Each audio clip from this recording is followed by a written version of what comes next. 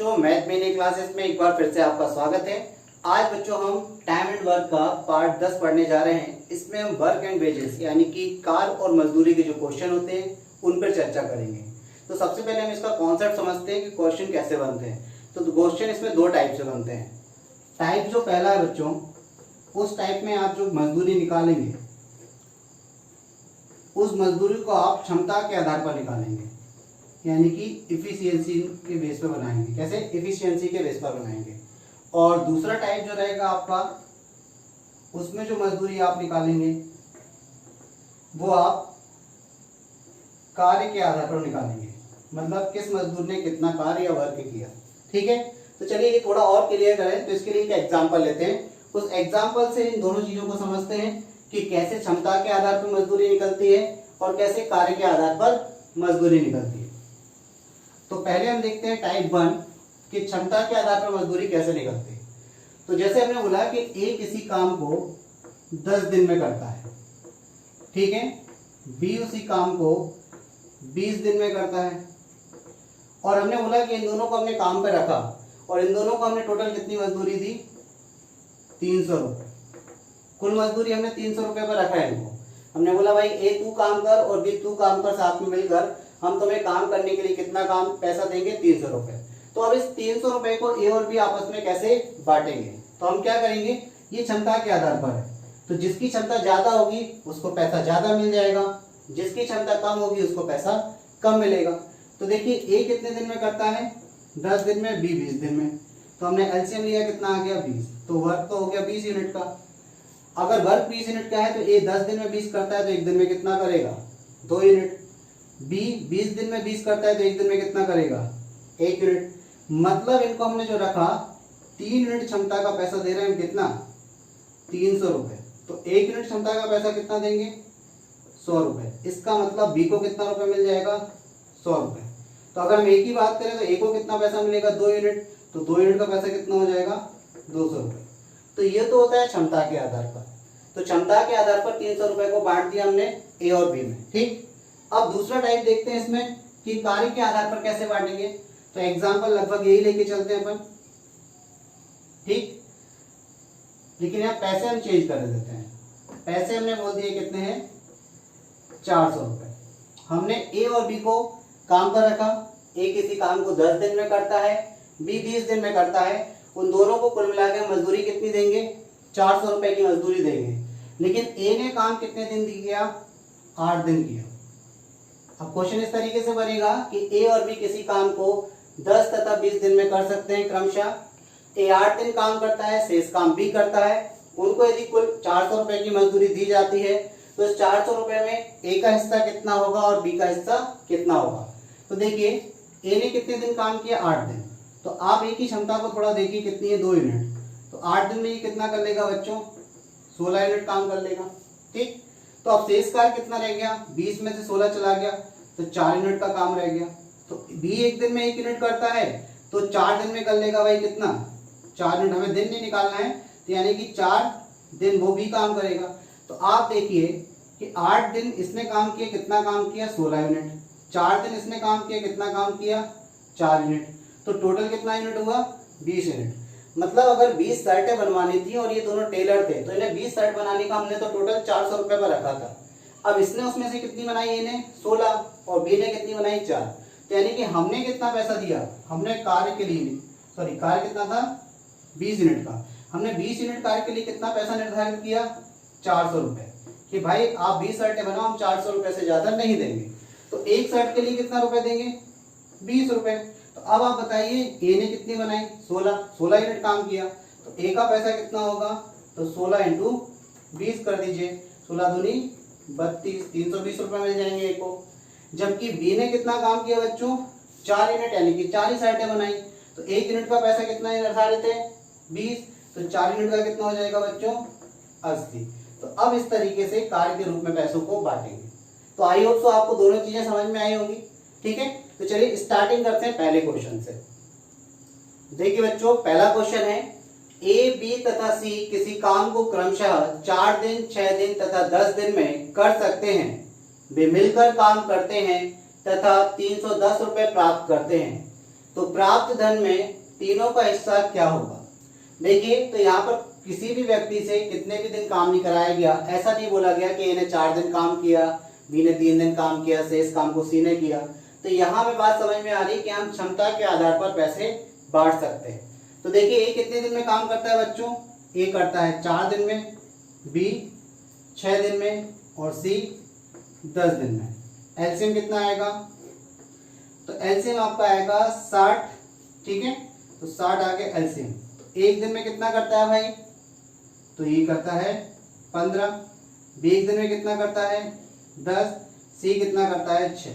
यानी कि ए की क्षमता 15 है, बी की क्षमता 10 है और सी की क्षमता कितनी है 6 है। तो अब इनका पैसा बटेगा इनकी क्षमता के हिसाब से, यानी कि इनको पैसा दिया जाएगा 15 प्लस 10 प्लस 6 के हिसाब से। तो टोटल कितना होगा 25, 31, यानी कि इनको 31 यूनिट कार्य करने का पैसा कितना निर्धारित किया गया 310।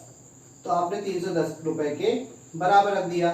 1 यूनिट की वैल्यू बच्चों कितनी आ गई 10 रुपए के बराबर आ गई।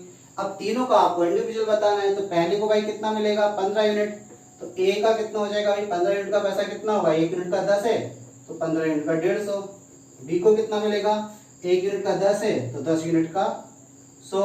सी को कितना मिलेगा 6 यूनिट का पैसा, यानी कि 1 यूनिट का 10 है तो 6 यूनिट का 60। तो ये आपके आंसर आ गए कि ए और बी और सी को इंडिविजुअल कितना कितना पैसा मिलेगा। आई होप तो आपको बात समझ आई होगी।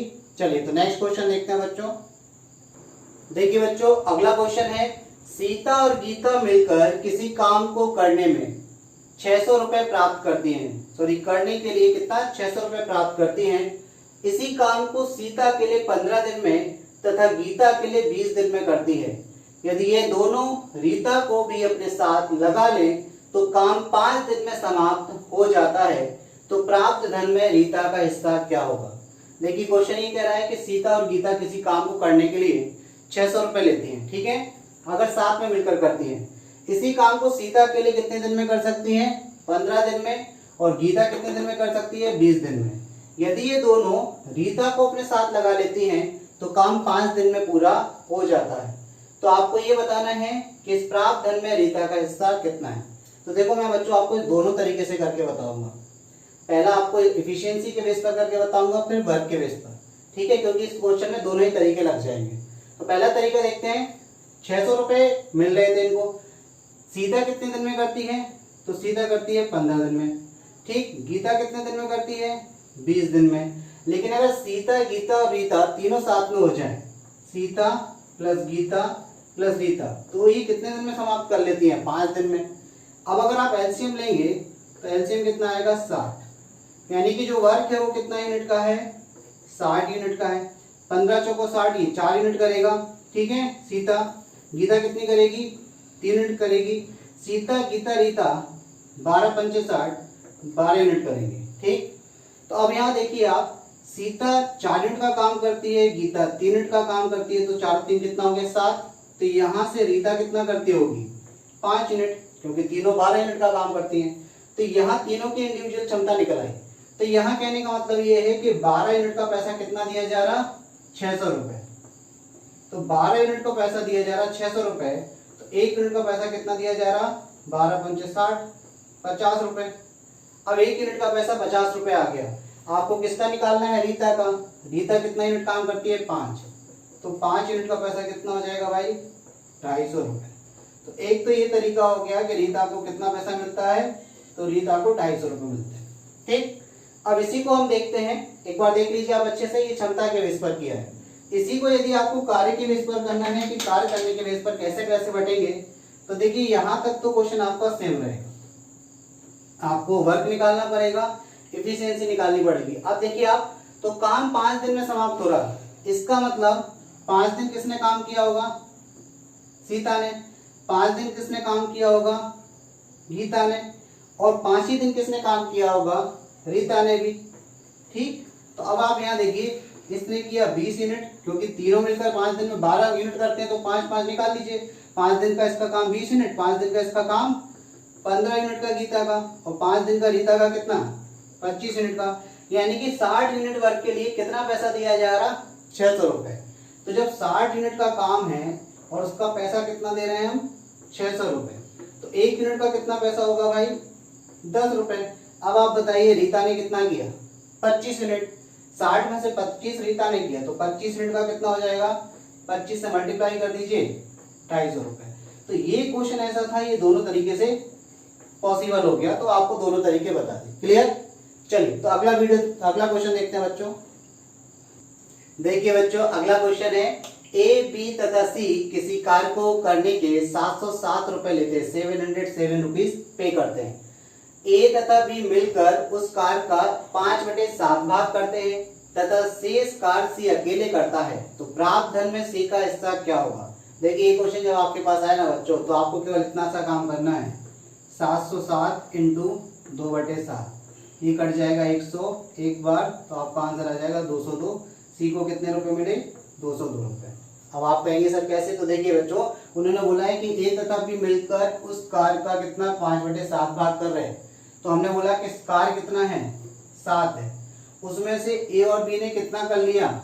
5 कर लिया, तो सी ने कितना किया होगा? 2। तो 7 कार्य के लिए कितना पैसा दिया जाएगा? 707 रुपए। तो 1 यूनिट कार्य के लिए कितना पैसा दिया जाएगा? 101 रुपए। तो सी ने कितना यूनिट किया? 2 यूनिट। तो 2 यूनिट कार्य के लिए पैसा आ गया आपका 202। तो हमेशा ध्यान रखना, ये क्वेश्चन जब भी आपके एग्जाम में आए, 5/2 यहाँ दिया है और आपसे पूछ लें कि सी का कितना है, तो बाहर आराम से निकाल सकते हैं, 2/7 सीधा आप रुपए का निकाल दीजिए। इनके हिसाब से ए और बी का पूछ ले कंबाइन, तो 5/7 निकाल दीजिए 707 का। ठीक, चलिए अगर आपको ये वीडियो बच्चा अच्छा लगा तो आप इसको ज़्यादा से ज़्यादा लाइक करें, शेयर करें और सब्सक्राइब करें। नेक्स्ट वीडियो में मिलते हैं और भी अच्छे क्वेश्चनों के साथ में, तब तक के लिए धन्यवाद।